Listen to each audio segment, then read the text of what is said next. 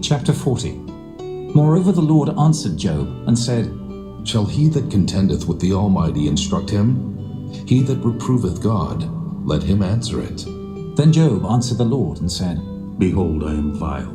What shall I answer thee? I will lay mine hand upon my mouth. Once have I spoken, but I will not answer, yea, twice. But I will proceed no further.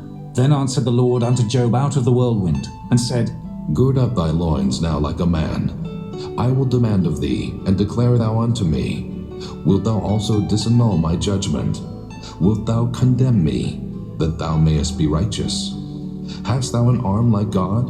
Or canst thou thunder with a voice like him? Deck thyself now with majesty and excellency, and array thyself with glory and beauty. Cast abroad the rage of thy wrath, and behold everyone that is proud, and abase him. Look on everyone that is proud, and bring him low, and tread down the wicked in their place. Hide them in the dust together, and bind their faces in secret. Then will I also confess unto thee, that thine own right hand can save thee. Behold now Behemoth, which I made with thee. He eateth grass as an ox. Lo now, his strength is in his loins, and his force is in the navel of his belly. He moveth his tail like a cedar. The sinews of his stones are wrapped together. His bones are as strong pieces of brass. His bones are like bars of iron. He is the chief of the ways of God. He that made him can make his sword to approach unto him. Surely the mountains bring him forth food, where all the beasts of the field play. He lieth under the shady trees in the covert of the reed and fens. The shady trees cover him with their shadow. The willows of the brook compass him about. Behold, he drinketh up a river, and hasteth not.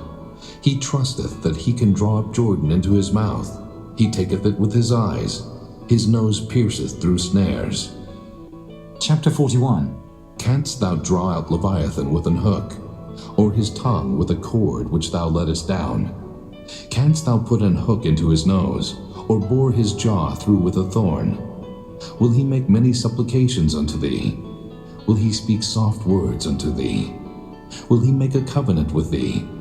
Wilt thou take him for a servant forever? Wilt thou play with him as with a bird? Or wilt thou bind him for thy maidens? Shall the companions make a banquet of him? Shall they part him among the merchants? Canst thou fill his skin with barbed irons, or his head with fish spears? Lay thine hand upon him. Remember the battle. Do no more. Behold, the hope of him is in vain. Shall not one be cast down even at the sight of him? None is so fierce that dares stir him up. Who then is able to stand before me?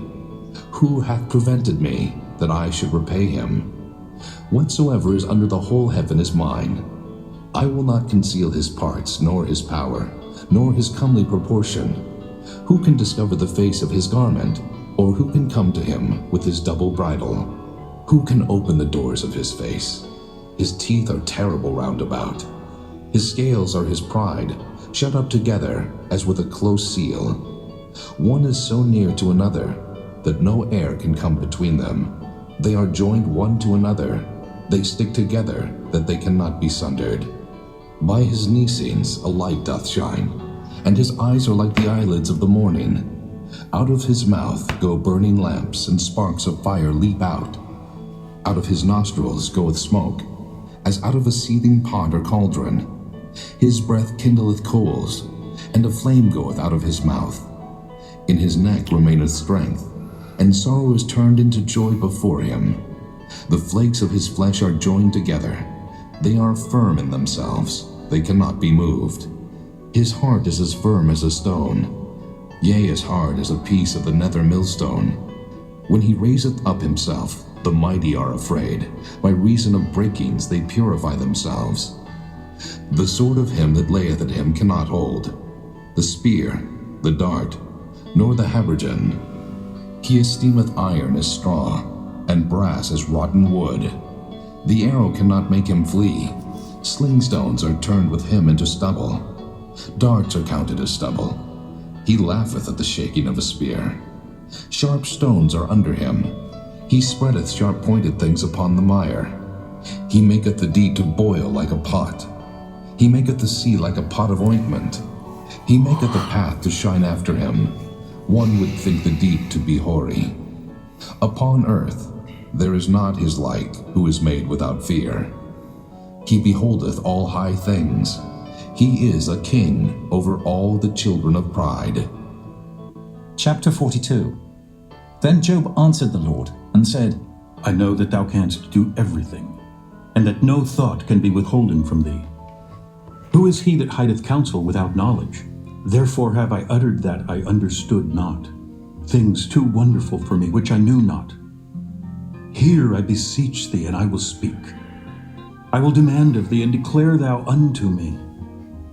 I have heard of thee by the hearing of the ear, but now mine eye seeth thee. Wherefore I abhor myself, and repent in dust and ashes.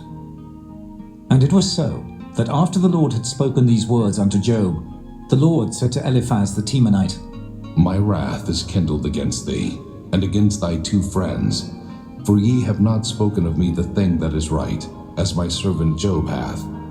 Therefore take unto you now 7 bullocks and 7 rams, and go to my servant Job, and offer up for yourselves a burnt offering, and my servant Job shall pray for you. For him will I accept, lest I deal with you after your folly, in that ye have not spoken of me the thing which is right, like my servant Job. So Eliphaz the Temanite, and Bildad the Shuhite, and Zophar the Naamathite went, and did according as the Lord commanded them. The Lord also accepted Job. And the Lord turned the captivity of Job, when he prayed for his friends. Also the Lord gave Job twice as much as he had before. Then came there unto him all his brethren, and all his sisters, and all they that had been of his acquaintance before, and did eat bread with him in his house. And they bemoaned him, and comforted him over all the evil that the Lord had brought upon him. Every man also gave him a piece of money, and every one an earring of gold. So the Lord blessed the latter end of Job more than his beginning.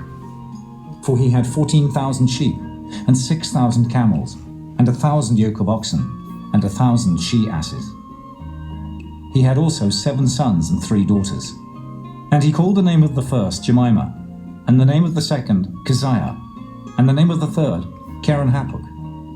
And in all the land were no woman found so fair as the daughters of Job. And their father gave them inheritance among their brethren. After this lived Job 140 years, and saw his sons and his sons' sons, even 4 generations. So Job died, being old and full of days.